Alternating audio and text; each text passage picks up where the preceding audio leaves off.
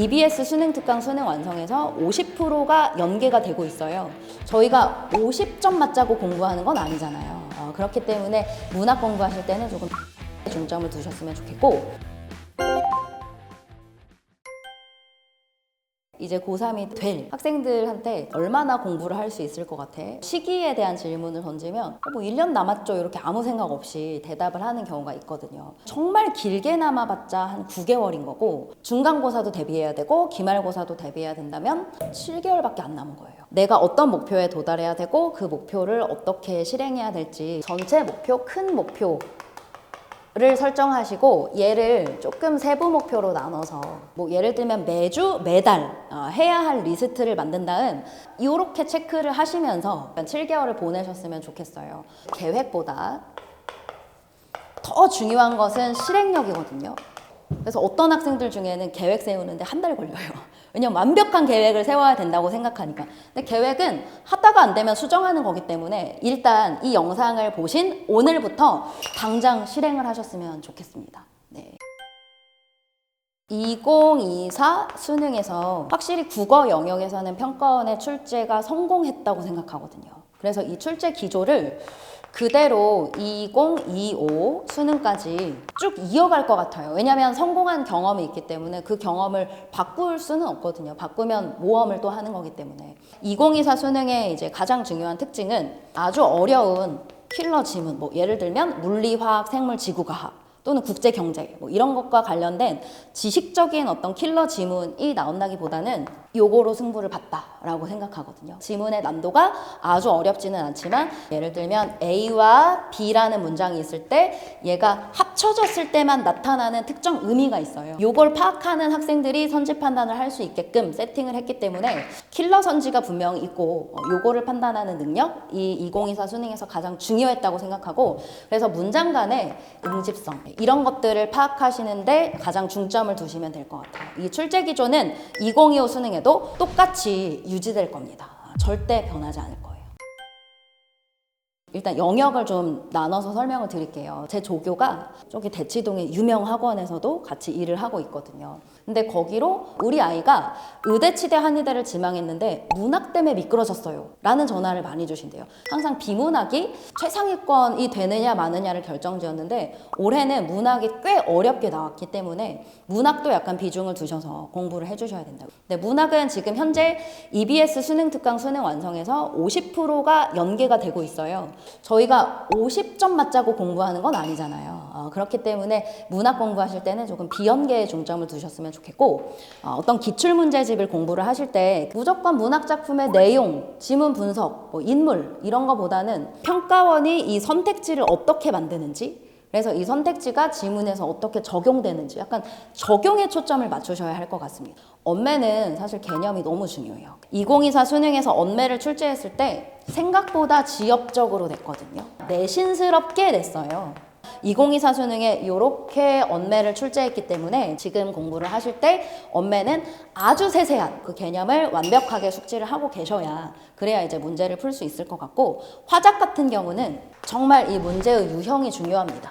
화작은 이제 문제 유형 공부를 먼저 좀 하셔야 될 것 같고, 두 영역 다 사실은 가장 중요한 건 시간이에요. 좋은 기출문제집을 고르시고 약간 두 가지 방법으로 푸셨으면 좋겠어요. 첫 번째 방법은 이런 화작이나 언어와 매체를 풀 때 시간을 재고 푸시는 거예요. 그리고 두 번째는 채점하지 않고 시간을 안 재고 또 푸는 거예요.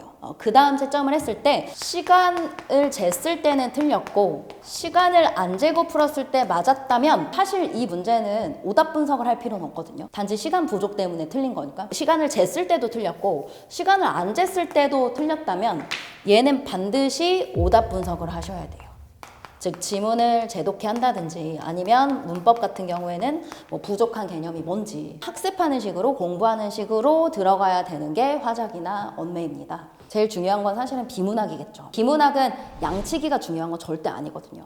왜냐하면 평가원은 되게 정교한 독서를 요구하고 그 정교한 독서를 했을 때 여러분이 킬러 선지라든지 아니면 문장의 응집성이라든지 판단을 할 수 있어요. 근데 양치기로 하면 무조건 양만 많이 하면 돼 라고 생각하기 때문에 정교한 독서와는 점점 거리가 멀어지고 나 오늘도 많이 풀었어 라는 안도감, 만 생기게 되거든요. 그래서 제가 비문학 학습법은 3개로 나눠서 말씀을 좀 드릴게요.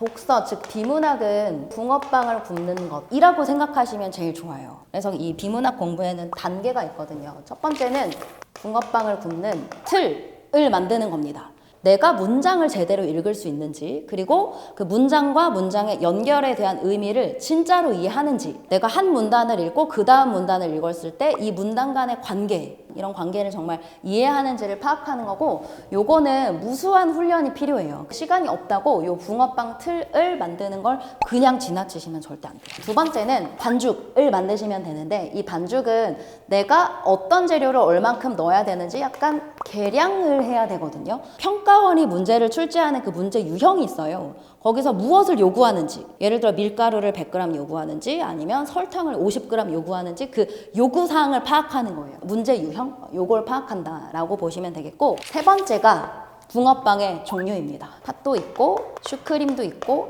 피자 붕어빵도 있죠. 이제 저건 뭐냐면 내가 붕어빵 틀도 만들었고 반죽도 만들었다면 이 붕어빵을 종류별로 다 나눠서 공부를 하는 거예요. 비문학에는 인문, 사회, 과학, 기술, 예술이라는 영역이 정해져 있거든요. 내가 글을 제대로 읽고 출제자의 의도를 잘 파악할 수 있다면 지문의 종류별로 나눠서 이렇게 설명을 하는 게 가장 효과적인 것 같아요. 반대로 비문학 공부의 가장 최악은 그냥 연도별로 기출을 양 많게 푸는 것. 지금까지 문학은 어떻게 공부해야 되는지, 또는 선택 과목은 독서는 어떻게 공부해야 되는지를 말씀드렸는데, 사실 이 모든 것들은 다 시간이 제일 중요하거든요. 여러분은 반드시 막판에 가서서는 실전 연습을 하셔야 돼요.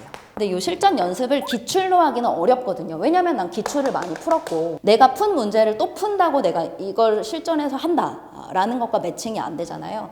제가 추천드리는 건 압박 모의고사예요. 그래서 이 압박은 시간 압박을 말하는데, 사설 모의고사를 80분이 아니라 70분으로 줄여서 한번 풀어보시면 돼요. 작년과 올해 수능에 아주 큰 차이는 없을 것 같고, 예를 들어 철학과 과학이 섞여서 철학은 가, 과학은 나 이렇게 나오는 융합지문, 요건 공부하실 필요가 없을 것 같아요. 작년에도 이제 그게 출제가 안 됐기 때문에. 또 물리, 화학, 생물, 지구과학에 대한 되게 지엽적인 지식이 필요한 이런 비문학 지문은 나오지 않을 것 같고, 원매, 문법은 아주 세세하게 출제가 되겠죠. 그래서 그런 것들을 반영하셔서 공부를 하시면 충분하다고 생각합니다. 시간이 제일 중요한 선택 과목 있죠. 마더텅 언매, 마더텅 화작이라고 기출문제집이 있어요. 근데 제가 요걸 추천드리는 이유는 이 언매와 화작 그 해설지가 문제 푸는 것보다 더 두꺼워요. 해설이 되게 상세하고 선지 분석이 아주 잘 되어 있기 때문에 이제 선택 과목은 그 마더텅을 추천을 드리고, 그리고 문학 같은 경우는 풀수록 문학, 나는 고전소설이 어려워, 또는 나는 현대시가 어려워 라고 한다면 조금 막 페이지를 왔다 갔다 해야 되지만 그 영역만 일단 공부하시는 게 좋아요. 왜냐하면 문학도 아까 제가 비문학 말씀드렸던 것처럼 영역별로 나눠서 공부하면 되게 효과적이거든요. 문학 풀수록 기출문제집을 뭐 예를 들어 한 번 제대로 오답 분석을 하고 다 돌렸는데도 문학 감을 못 잡는다면 생각의 전개, 이것도 어떻게 생각해야 약간 문학에서 답을 고를 수 있을지 이런 것들도 들어있기 때문에 그 문제집도 추천을 드리는 편이에요. 비문학은 사실 요즘 문제의 트렌드는 미시적 독해거든요. 어떤 한 문장의 아주 정확한 의미, 또는 두 문장의 정확한 의미를 이해하지 않으면 못 풀게끔 돼 있어요. 그래서 OX가 있는 문제집으로 공부를 하셨으면 좋겠어요. 지학사에서 나온 더 개념 블랙 라벨 뭐 이런 책도 되게 좋을 것 같고, 그런 것도 OX가 들어있기 때문에 이 문제집이 꼭 아니더라도 서점에 가셔서 책을 보실 때 날갯단에 OX가 있는 문제집을 사셔야 내가 이 문장을 제대로 이해했는지를 알 수 있거든요. 그래서 그런 문제집을 추천드리고 있습니다. 어떻게 푸는지가 사실 중요한 것 같아요. 기출문제만 풀어서 성적을 올린다 보다는 이런 것도 해줘야 되지 않나. 시험장에서 내가 시간 안에 못 풀면 어차피 내 실력을 발휘할 수 없기 때문에 좀 사설 모의고사라든지 이런 것도 도움이 된다고 그렇게 가르치고 있습니다. 이건 제가 정말 말씀드리고 싶었던 건데 뭐냐면, 별표를 2개 쳐도 될 것 같아요. 나는 양으로 승부한다. 무조건 많이 문제 풀기. 국어에서는 최악의 방법이거든요. 이런 방법을 좀 버리시고 이 문제에 대해 과연 내가 오답이 왜 나왔는지에 대해 분석을 무조건 하셔야 돼요. 첫 번째는 이 정답이 도대체 왜 정답인지 정답의 근거를 지문에서 찾아보셔야 되고, 두 번째는 그렇다면 내가 고른 답이 왜 오답인지 오답의 근거를 찾아보셔야 되거든요. 이거 두 개는 지문에 이미 있는 것이기 때문에 그냥 지문에 밑줄만 치시면 돼요. 예를 들어 17번에 2번의 근거는 여기야, 이렇게. 가장 중요한 건 3번입니다. 내가 왜 오답을 골랐는지, 즉 잘못된 사고 과정을 기록하는 거예요. 오답이 정답이라고 생각해서 골랐어요. 이것은 내 생각이기 때문에 이건 반드시 시험지에 여백에 기록을 해주셔야 돼요. 왜냐하면 기출은 한 번 풀고 말 게 아니거든요. 많이 반복해서 보는 수능의 정말 바이블이기 때문에 나중에 2회독, 3회독 할 때 이 3번을 기록해 놓지 않으면 내가 왜 실수했지? 왜 미끄러졌지? 이런 것을 다시 돌이켜 생각할 수가 없어요. 그래서 반드시 3번을 해주셔야 돼요. 얘는 AS거든요. 일이 일어난 다음에, 애프터 서비스, 내가 틀린 다음에 이렇게 소를 잃고 외양간을 고치는 거예요. 시험장에서 내가 오답이 나오면 안 되기 때문에 무조건 그 두 번째로 해 주셔야 될 건 사전적인 생각입니다. 그럼 나는 어떻게 해야 시간 압박이 있는 그 80분 안에 이 문제를 맞출 수 있을 것인가? 반드시 이 사전적 생각을 하셔야 되고, 이것도 여백에 기록을 해 놓으셔야 돼요. 1번까지만 하셔도 진짜 훌륭한 수험생이라고 생각을 하거든요. 근데 여러분의 궁극적 목표, 우리는 그 시험장 안에서 맞춰야 되는 거잖아요. 그래서 사전적인 고민, 사전적 생각 또 반드시 해주셨으면 좋겠어요. 수능 출제 기조는 작년에 제가 예상했던 대로 그렇게 나온 것처럼 올해도 변하지 않을 것 같고요. 화작과 언매를 공부하실 때는 시간을 좀 단축해야 하는 이런 영역이기 때문에 처음에 시간을 재고 푸시고 그 다음에 시간을 안 재고 푸시고 다 한 다음에 채점하고 그리고 나서 오답 분석을 하시는 게 가장 효과적일 것 같아요. 화작은 문제 유형에 초점을 두셔야 하고, 언매는 개념, 세세한 개념까지 공부를 하셔야 하고, 문학 같은 경우는 연계가 되지 않는 작품에 중점을 두어야 합니다. 그렇다면 문학 작품도 분석할 수 있어야 되고, 선지에서 무엇을 묻는지 또 알아야 되거든요. 약간 평가원이 어떤 걸 출제하려고 하는지 이런 것들을 고민하면서 공부를 해주셔야 문학에서 이제 좋은 점수가 나올 거고, 독서 제일 중요한 건 이걸 하지 않는 것. 무조건 양만 많이 푼다고 중요한 건 아니고요.